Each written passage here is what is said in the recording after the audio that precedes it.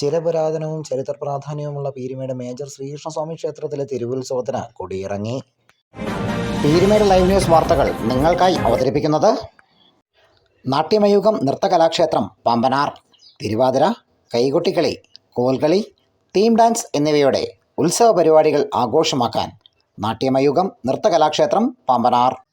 ചിരപുരാതനവും ചരിത്ര പ്രാധാന്യമുള്ള പീരുമേട് മേജർ ശ്രീകൃഷ്ണസ്വാമി ക്ഷേത്രത്തിലെ തിരുവുത്സവം ഇന്നലെ സമാപിച്ചു. കഴിഞ്ഞ 10 ദിവസകാലങ്ങളായി ഒരു നാടിനെ മുഴുവൻ ആഘോഷത്തിമിർപ്പിലാക്കിയ തിരുവുത്സവത്തിനാണ് ഇന്നലെ കൊടിയിറങ്ങിയത്. തന്ത്രിമുഖ്യൻ മനയത്താറ്റില്ലത്ത് ബ്രഹ്മശ്രീ ചന്ദ്രശേഖരൻ നമ്പൂതിരിയുടെയും മുഖ്യ കാർമ്മികത്വത്തിലും ക്ഷേത്ര മേൽശാന്തി ബ്രഹ്മശ്രീ സുഭാഷ് ബാബു മുട്ടിരിഞ്ഞയുടെ സഹകാർമ്മികത്വത്തിലുമാണ് തിരുവുത്സവ കർമ്മങ്ങൾ നടന്നത്.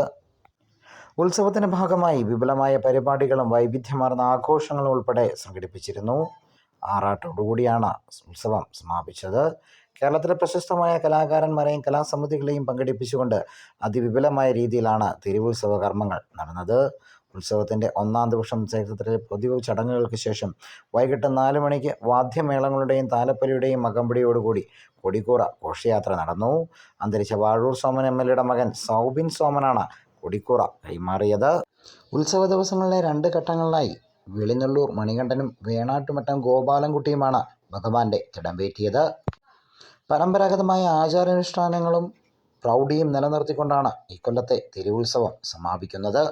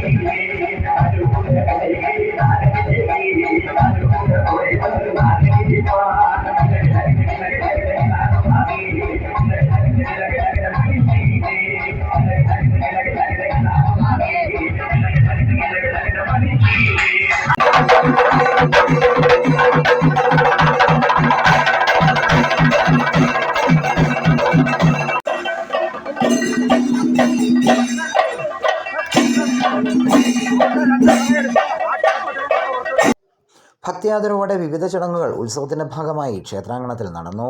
സമാപന ദിവസമായ മാർച്ച് 24 ആറാട്ട് സദ്യ നടന്നു. തുടർന്ന് കുടിയിറക്ക പൂജയും ആറാട്ട് പുറപ്പാട്, ആറാട്ട് എതിരേൽപ്പ് എന്നിവയും നടന്നു.